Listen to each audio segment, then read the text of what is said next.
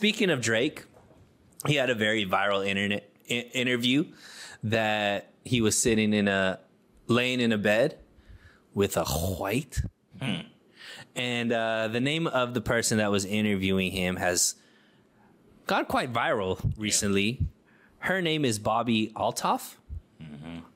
And have you seen some of her interviews? I've seen almost every one. Really? I find her extremely genius.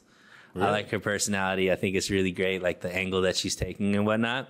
And she has the heavies, like Andrew Schultz would say.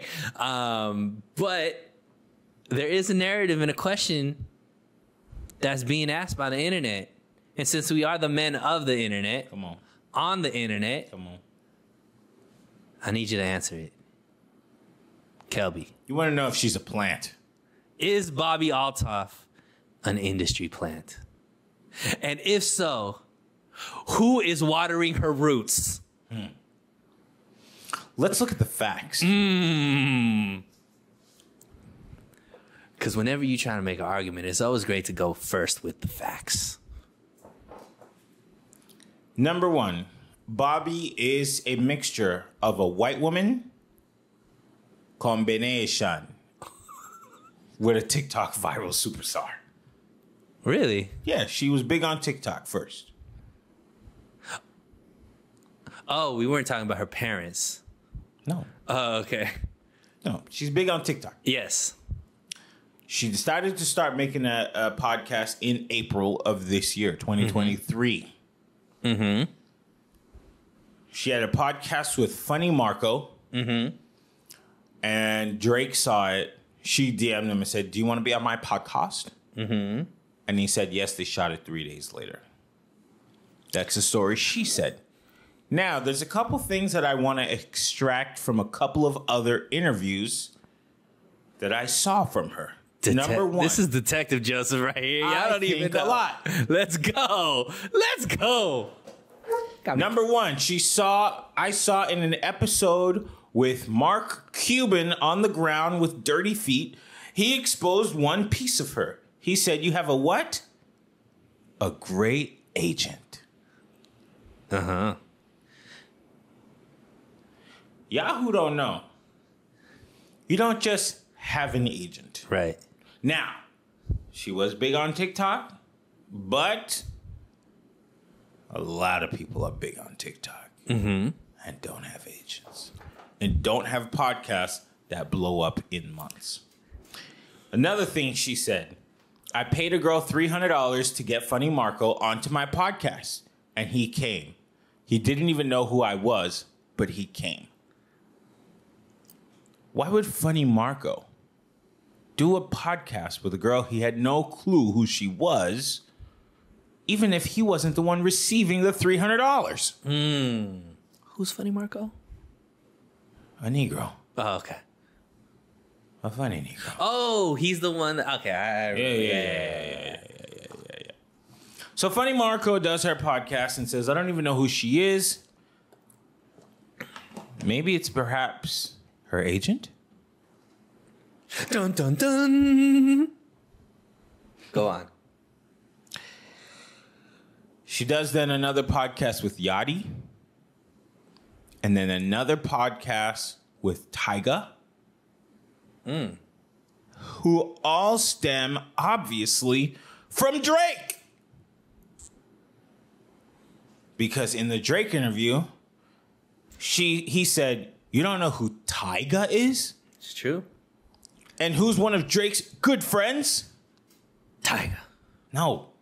Lil Yachty. Oh. Everybody knows that. So, is she an industry plant? The answer is obviously yes. And I'll tell you why. I think her interviews suck. Wow. I love them. Well, I only see clips, so. I watched the whole thing. And first of all, I forgot another thing. I saw an interview with her on Good Morning America. She's a totally different character. And she does this thing in an interview where she talks about how little money she has. Always asking all the celebrities for money. It's a part of her bit.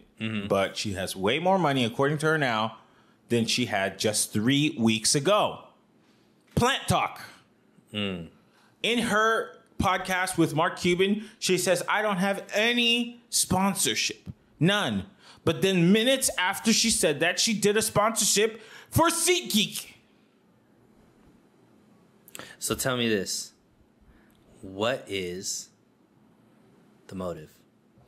I think the agency thought they had top tier talent on their hands. Somebody who can recreate the Drake moment over and over and over and over and over again. What happens when you get 10 million views in a week and a half, 2 weeks, maybe 3 weeks? You think I'm getting Target money. You think I'm getting Walmart money. You think I'm getting Chick-fil-A. No. Too little. Apple money. Ooh. But I don't think she's talented enough. I don't know, actually. But I don't think she had it in her to recreate that moment, which is why they're feeding her all the celebrities to try and do what she's done with Drake. But now that we know the game, we know all the questions she's going to ask, and most of it seems ill-prepared. In fact, on the Tyga interview I saw in the comment section, people wrote, I didn't even get anything from this one. Oof. The jig is up. When you're doing SeatGeek and Celsius, that doesn't say Walmart, Target, and Apple. To me, it says, I'm another podcaster. Oof. Plant, not watered. That being said, SeatGeek, Celsius. Yeah, I'm ready to be a regular podcast, if you know what I mean. So, So maybe we should get an agent. But hey, listen, if you're an influencer and you want to come work on the show with us, man, come on down at any point. Funny Marco, you know what I mean? Yeah, I'm always down for that. We got $300, man, so it is what it is, man. I ain't gonna lie to you, man. Yeah. All right, so I kind of like her, actually. I think she's great. I don't really love the podcast per se. I just find like the character kind of annoying. Well, I don't think it could last. I don't think there's longevity with that character unless she has like some kind of revamp, or like it's got to evolve. It can't just be this whole like monotone forever. Yeah. And like I don't have any money. And exactly. But she's like married to somebody rich, I thought. She's married and she has 2 kids. Yeah, and I thought her dad had money or something. I think she has normal people potential money. Okay. Well, I don't think she's like. But anyways, we don't have any issues or qualms with Bobbi Althoff. You just reading between the lines. Like, people just don't become overnight sensations overnight. Facts. And but I support her, man. Keep doing your thing. I know I'm hating on you, but that's for content purposes only.